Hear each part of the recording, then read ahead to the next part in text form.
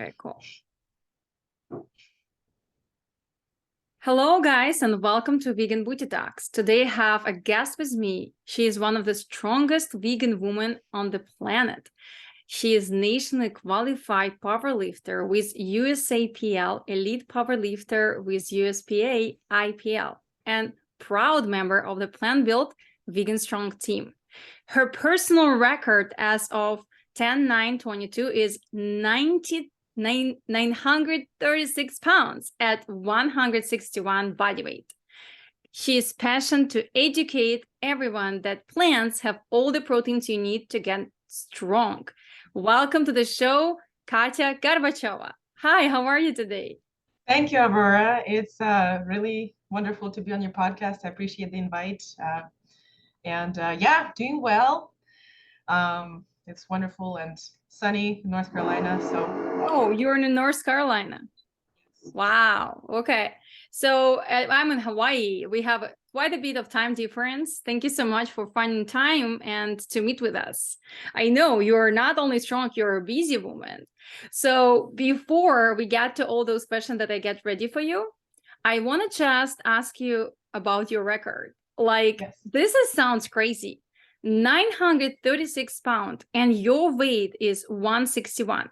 But it was in 2022. So I am just curious, is it changed? Have you get more or no?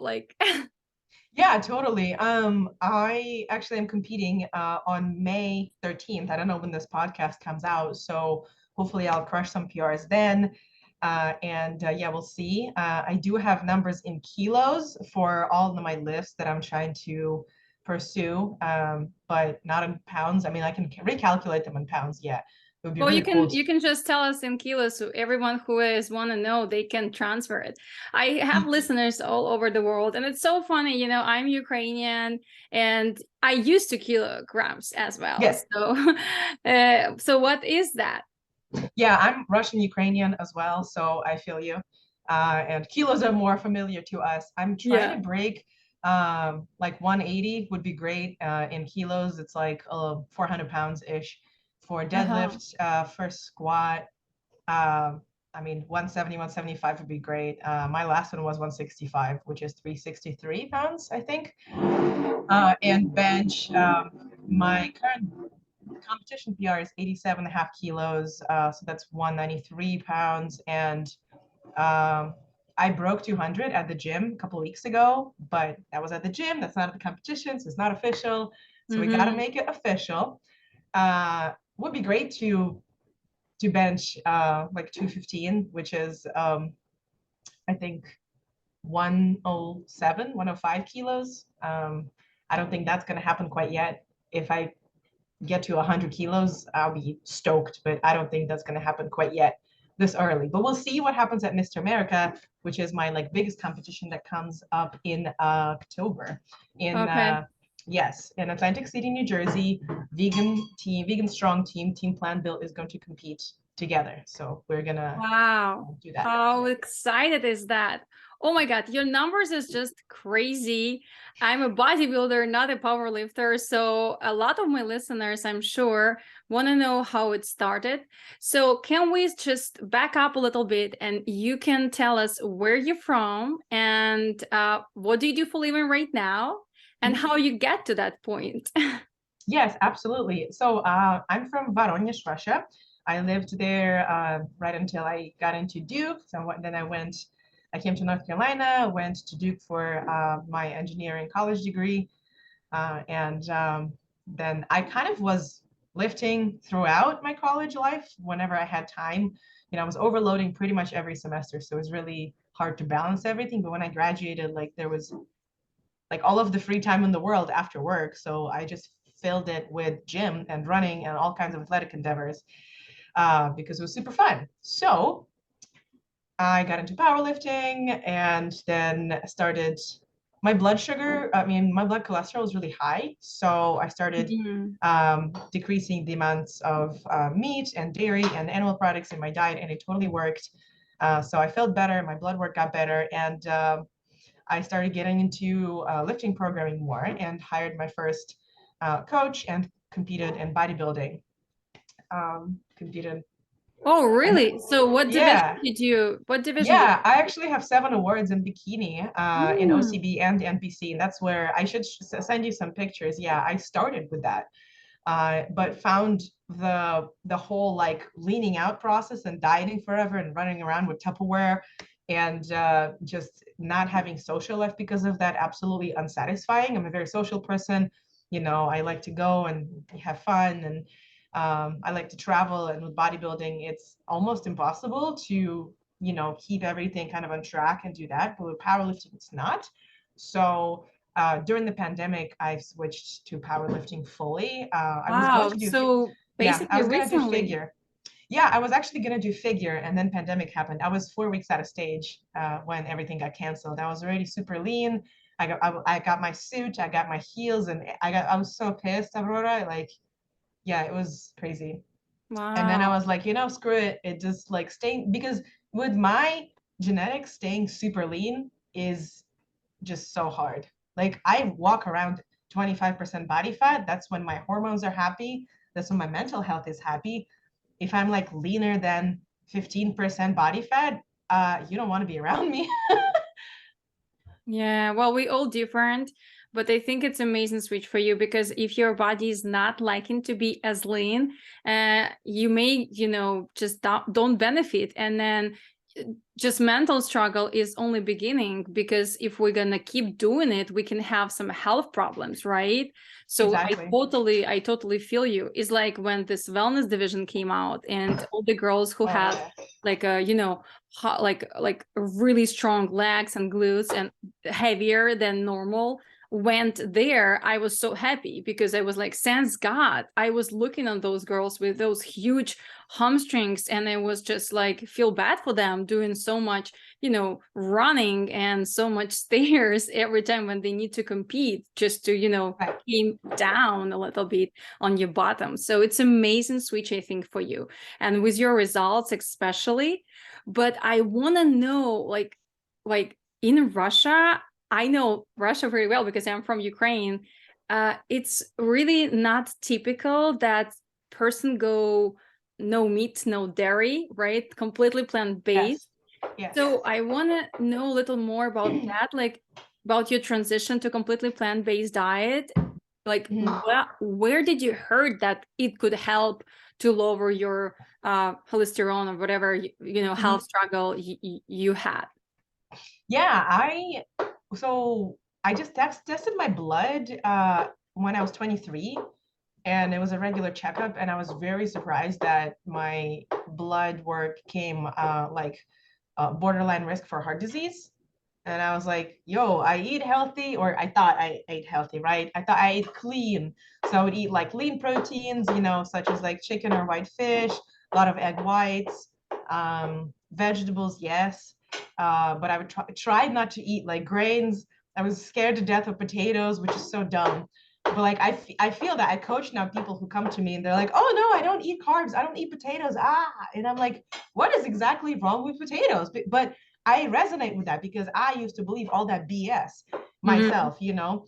And yeah, so I think before I really started learning about nutrition and fitness and like got certified as a personal trainer, I did believe quite a bit of the fitness fads, and I tried I'm probably so every sorry. diet. I'm so Yeah, sorry, it's but I fine. really hear this on the background, and it's going to be a struggle for me to edit it. So if anyone can just don't do whatever they do right there in the back, it would Okay. be really good. I'm so sorry, but I need quiet. Okay. Yeah. I'm gonna try to switch the microphone. Um,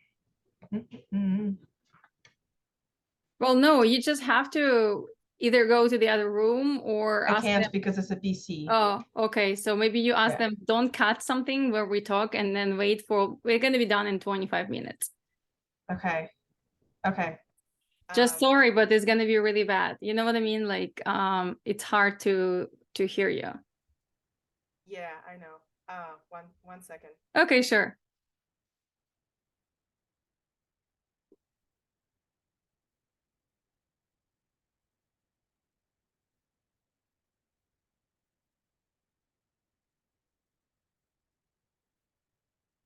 Okay. I think we're done cutting. Okay, thank you so much. Okay, Yeah, sorry. sorry for that. I just really need quiet. I know. I'm sorry. Okay, so you were talking, huh? I'm saying I would have moved if this was like a laptop, but this is a PC and all of the good like microphones and cameras are by the PC. So No, you're actually have a great lighting and sound. Yeah, I appreciate that. yes. Okay, so let's come back. So we were talking about how did I get into veganism? Yeah. And yeah, essentially after having tried like every fad diet that there was, I just was like, all right, I'm done with this. I need to like actually learn what is better for me. And I stumbled upon first some like vegan documentaries about it was Forks Over Knives, it was Cowspiracy, and something else, right? And then there's books and studies, the China study, probably how everybody starts, right? Yeah, by Dr. Greger and Dr. Campbell. So after You already looking, was in US at that time, or you were still in Russia? yes. No. Oh, I came to the US when I was 18, so that was after college. I was 23, so I was working, right? So yeah, I've been here since I was 18. Okay, got it. Okay, so when you start transition, what was the hardest part for you? What you remember? Cooking. I didn't Really? know how You to cook hate cooking? tofu. No, I like cooking, but like as you see now, my friend is cooking and I'm not. You know, I'm an okay cook. I'm an okay cook for a bodybuilder. Like I can fit macros, no problem. Whether it will taste good, I don't know. It will be edible, but I don't know if this will really like taste good. You know what I mean? So how you deal with that struggle? I don't cook. My friend cooks for me. Okay, got it. Right. Okay, good Yeah, friend to have. right, exactly. I mean, I can cook simple things, right? But like I don't hope they will taste amazing. They're just like they make do. I can make do if I cook for myself. That's fine. But yeah, before I obviously learned how to cook tofu. I learned how to make my own seitan. I learned how to make. I don't like salads. I really hate salads. It's I think the most unsatisfying thing to eat, and like all cutting and chopping is also like not my thing. So I'd rather like throw everything into a big pot or roast things, like put them in the oven, like roast all of the, you know, onions and broccolis and like sweet potatoes and mushrooms. And people are really wrong that those things are like, oh my gosh, yeah, potatoes are not bad for you. You know what I mean? Yeah, they have carbs, but then those people who are afraid of carbs will go and drink whiskey or beer, and like that has more carbs. Or like tofu has phytoestrogens. Yeah, but so does chocolate and coffee and beer. Like, do you know that? No. Yeah. Well, it's being a nutritionist and focusing on a plant-based diet. I heard those myths every time. Every client who comes to me say that soy is bad for you, and I'm like, yeah, really? Isn't it real meat is worth? Like, have you compared those? So unfortunately, all those studies that are show that soy is actually, you know, damage whatever your hormone health or something like that. Those are usually sponsored by dairy industry companies. So you have to make sure when you read the studies, guys, out like listen to me out there, check who is sponsored the studies. To do any studies in United States, you have to have a lot of money. So who sponsored those studies? Oh, if it's a dairy, meat, whatever industry, like don't trust it. Why are they gonna tell you that dairy and meat is bad? Of course not, right? And consuming soy is absolutely safe. It's actually prevent the cancer, and it's a lot of studies about that as well.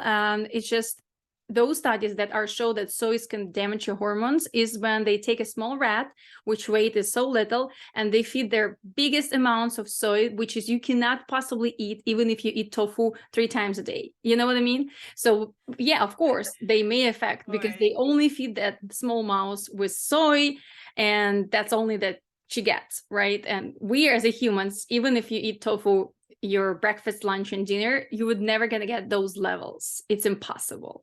Even if you're gonna have soy milk 3 cups every day, no, you will not gonna get those much of soy. It's just impossible. So yeah, it's easy to say, we just have to try it out, right? So when you switch to your plant-based diet, can you tell us what did you feel like? What's changed in your performance, maybe in your overall health, recovery? Yes. So the biggest probably positive change that I can attribute to plant-based diet is recovery. Absolutely 100% better. No saturated fats, no trans fats.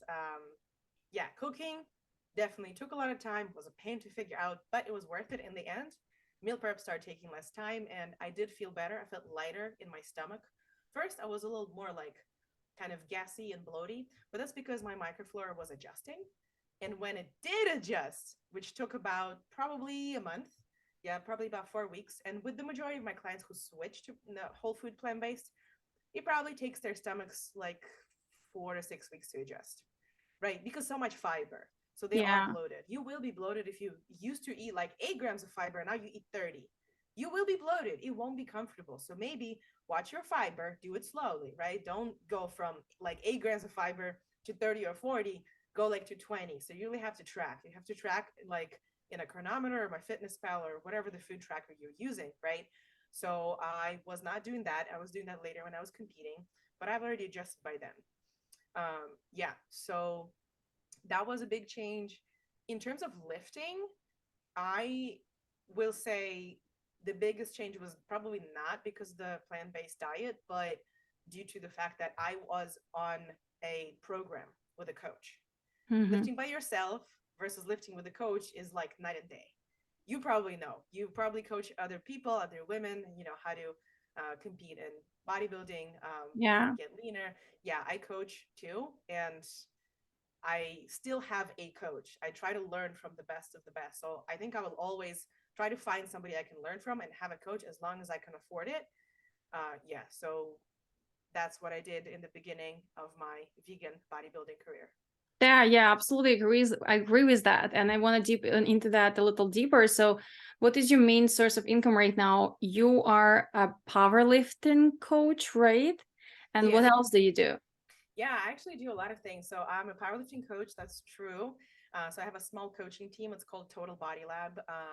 You can find us at TotalBodyLab.com or just at my Instagram, which is my last name, Gorbacheva, and letter E. So yeah, there's a bunch of free resources for beginners who, you know, want to dive into it. I do have a YouTube channel. We do lives with my team every other Thursday. So you can learn about us there. So yes, that's my main source of income. I also am an artist and a model, and I do modeling for local artists. I do paint myself, but I haven't sold any of my works in the last years because I've been a coach and I've been really trying to get that going. I do help with vegan festivals across the Southeast. So that is VegfestExpos.com. If you go to that website, you will find the schedule of VegFest where you can most likely find me either speaking or at a booth or running around helping and just having fun. So yeah, I try to go and help. That's more like a volunteering thing, but it is income too, you know, every once in a while, depending on the setup. Yeah, so I do travel for speaking engagements. What else? Well, that's quite a bit. That's a lot. I'm probably missing something, but well, it's okay. It's already a lot. It's amazing that you have some life outside of fitness, outside of powerlifting. It's always great, as I know by myself and with my clients. And it's cool, absolutely interesting to know that you have this like a vegan festival thing that you do. I want to talk about that more with you and maybe bring some vegan festival in Hawaii. Would be cool, right? We can talk about that later. And but I also want to know, I think you will, right? You will go to Vegan Expo in Fort Lauderdale on April 15th. Yeah, I'm speaking there. Yeah.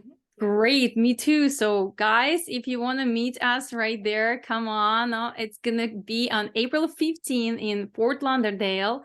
And it's a great event. You don't have to be vegan to go there, but if you're interested in the fitness and plant-based lifestyle, just buy your tickets, show up. It's going to be an amazing expo.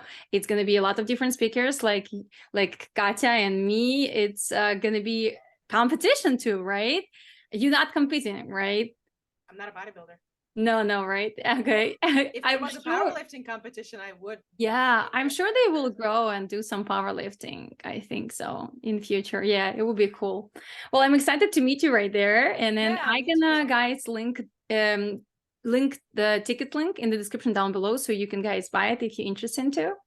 And I wanna actually point out something that you said. It was absolutely fascinating for me. You are plant-based and you hate salads. That's what you said. So it's a more likely problem of everyone nowadays that people don't like vegetables and especially greens. So you already give us one tip. You roast, you bake in oven your vegetables to make them taste great. But being plant-based and hating the salad, can you tell us your typical, day of eating just to give some idea what do you eat if you are vegan and don't eat salads? Yeah, sure. Before I go there, you said I do a lot, and I just wanted to show you a sticky note that's hanging on my computer that really, really helps me remember that like you can do a lot and get fulfilled by completely different things. Wow. Diversified fulfillment is like my recent motto. Yeah. Because you can. You know what? I absolutely agree with you. It's so inspiring. And for anyone who listen out there, you didn't have to choose one thing in your life. You can do many. Okay. And then I recently actually spoke with one millionaire and he told me this. He told me, do you think I have one source of income? He's like, I have 20. I was like, what? He's like, yeah, I do a lot. That's what makes me millionaire. So I was like, oh, that I'm on the right path. Because sometimes you can say like, oh my God, I do too much. So it's like, I don't do nothing. You know what I mean? Like you may, feel frustrated because there's so many things and you couldn't concentrate on one. But if you enjoy all of them, and then if you can manage that, keep doing it. I think it's going to, make you successful. Yeah, that's a great note. To the typical day of eating, Mm-hmm. I'm an oatmeal person. In the morning, it's oatmeal, the breakfast of champions, with usually flax seeds, chia seeds, any kind of berries on top, and a protein shake. Or I can have like fake meats, vegan sausages on top of that, um, something for protein, right? Um, lunch and dinner are usually the same kind of thing. Like I don't really separate, so it's whatever I've cooked in batch, or whatever someone else who cooks in the house has cooked in batch. So it could be like chili, tofu scramble, um, with again vegan sausages, edamame. It could be seitan with veggies and any kind of grains. Buckwheat is my favorite, right? Because we're from Eastern Europe. Buckwheat is the best. All the bodybuilders in Russia and Ukraine and like post-Soviet countries eat buckwheat, and here it's not as popular. But all my athletes start eating buckwheat. It's a power grain, right? I do quinoa rarely because it's a seed, it's not a grain, so it's like super high fat. So even though as a powerlifter I do eat a lot of fats, a lot of healthy whole food plant-based fats, I try still to like not go super crazy on like vegan butters and quinoa and like avocados. Like I'll eat maybe half an avocado a day or one avocado a day, but not like, a bowl of guacamole. Yeah, Mm-hmm. so obviously snacks are a lot of fruits and veggies. It's usually at least one, like orange, apple, banana, cucumber, tomato, bell pepper. I just have them whole in a bowl, and then whenever I'm bored and I start like sneaking around the pantry, like, what's delicious here? Maybe I'm hungry, maybe I'm not. You know those feelings when you're like bored, hungry. You're not actually hungry. You just want to graze on something like a cow. So I grab something green or like a pepper, and I just nom nom nom on a big juicy bell pepper. And it's Yeah, just well, that's a great snack. And then, yeah, I think always if you feel like you're hungry, eat vegetables. It's never gonna mess up your, fitness goals or your weight loss. But usually people don't like eat the vegetables. So then I say, well, then you're not hungry. Exactly. Yeah, I totally agree with you. And in terms of like losing weight, actually, since I've been powerlifting for a while, I actually tried to maintain weight. I was trying to lose weight all my life, and then like probably last year, I was working so much that it was hard for me to maintain weight. And like, I try to stay right in the middle of my 75 kilo weight category. So I try to weigh like at least 70, 71 kilos. I'm 73 right now, right? And it's perfect because usually when you compete powerlifting, you want to be at the top of your weight category to be as strong as you can. You don't want to be like, if it's a category between 67 and a half to 75 kilos, you don't want to weigh 68 because clearly the bigger you are, the stronger you are, right? Yeah. Wow. So as being a woman and having such a, big difference in the goals, like you was a bikini competitor and now you're power lifter, how did you find your way to get off this mindset? I need to be skinny, I need to look lean, I cannot gain weight, because this is the hardest part as a female, usually. So how did you deal with that? That's a really loaded question, and thank you for asking, Aurora. So is probably the hardest part as a bodybuilder who used to be lean to get out of the competition regardless if you do compete in another sport or not, just going into off season, right? Gaining weight and kind of being healthy body fat. Definitely the hardest, 100%. I would say later on, when I started powerlifting, my goals just shifted from physique and looks goals to performance goals. So I wasn't trying to, look myself in the mirror and like every time I'm bloated, be like, oh no, I'm fat. Like, oh, something's wrong with me. It's like I went to the gym.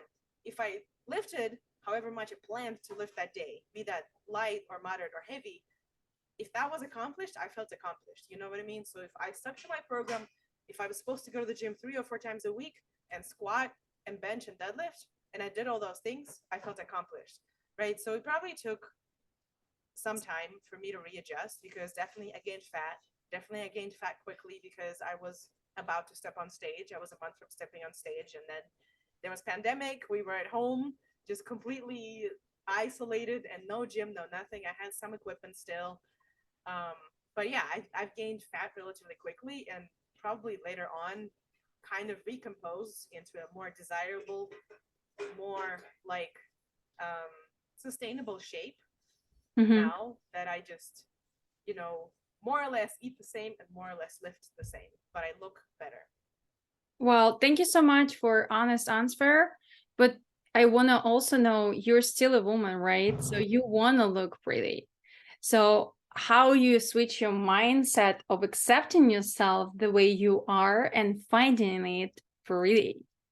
How you did it? This is the hardest part for anyone out there, even though they may never even, have that crazy weight gain that you did. So could you give us some experience or maybe tips what's helped you?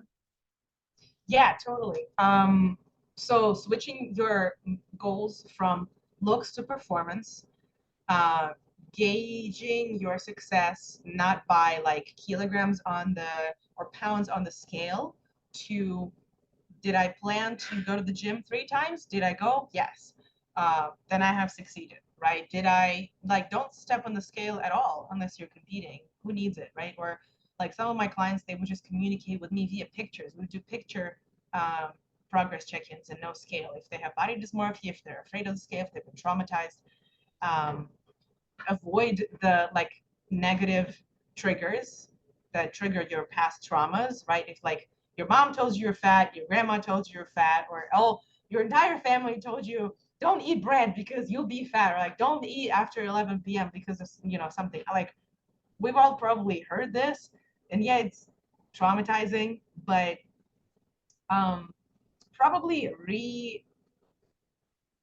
reassurance from other people that regardless how you look, you're still valuable. Your value doesn't depend on your appearance is really helpful. If you have a significant other, hearing from them that you're still beautiful and desirable and lovely and loving, the way you look at that particular moment helps.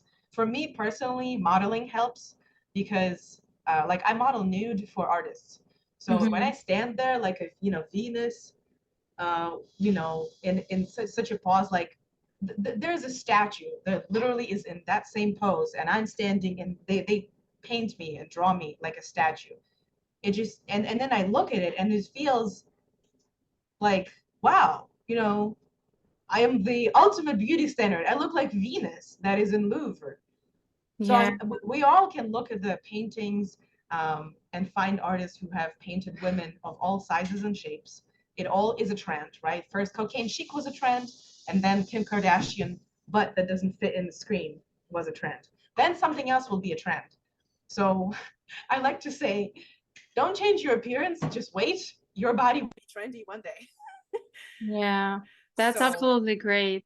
yeah. Well, thank you so much for sharing this information with us. And I feel like, you know, I can talk to you forever, but we have limited time, unfortunately. So I want to, before I let you go, I want to followers, listeners, find you somehow. So what's the easiest way to follow your journey, to see you compete? Tell us how we can find you. Yes, so the easiest thing would probably be follow my YouTube and Instagram. My YouTube is TotalBodyLab, and my Instagram is also TotalBodyLab, that is clients results. And my personal Instagram is Gorbacheva E. So that's just my last name and letter E. You can go to my website, which is TotalBodyLab.com. I have a Facebook page. I have probably every single social media, Google, TikTok, but my main ones are definitely YouTube and Instagram. Great. And you guys can find the links in the description down below to easy find Katya in social media. And thank you so much again for showing up today, for sharing your experience, for giving such amazing tips for how truly love yourself and, you know, accept yourself the way you are. It was a pleasure for me to talk to you, and I cannot wait to meet you in real life in the Vegan Expo in Fort Lauderdale. Before you go, is anything you wish to say, or maybe I forgot to ask you? Yeah, totally. I just want to remind people that your life is long. You have a while to achieve your goals. So a lot of people who are like trying to do like the 6 weeks, 12 weeks, something like quick, like change, you know, don't worry about the summer or pool season, like worry about long term. And the more consistent you are, and the more you just calm yourself down and try to achieve your goals, and from the performance standpoint, I think the more you will succeed. Because if you judge yourself based off of what your body does, rather than, you can't control if your body loses or gains weight, like in the grand scheme, your body controls it, right? But you control if you go to the gym. You control if you wake up early and go for a run. You control what goes in your mouth for food, right? So if you worry about what you can't control, over the long term, you will succeed. I love that. Yes, absolutely agree with that. Thank you so much. It was amazing. You guys have to write it down. Worry about what you can control. Don't fucking worry about what you cannot control, and stop saying that you cannot control everything, because that's another problem too. I have a lot of clients who say, oh, I cannot, it was this. Take responsibility in your hands, right? This is your life. You can do it. Thank you so much again. And thank you guys for listening. We see and hear you soon. Bye-bye.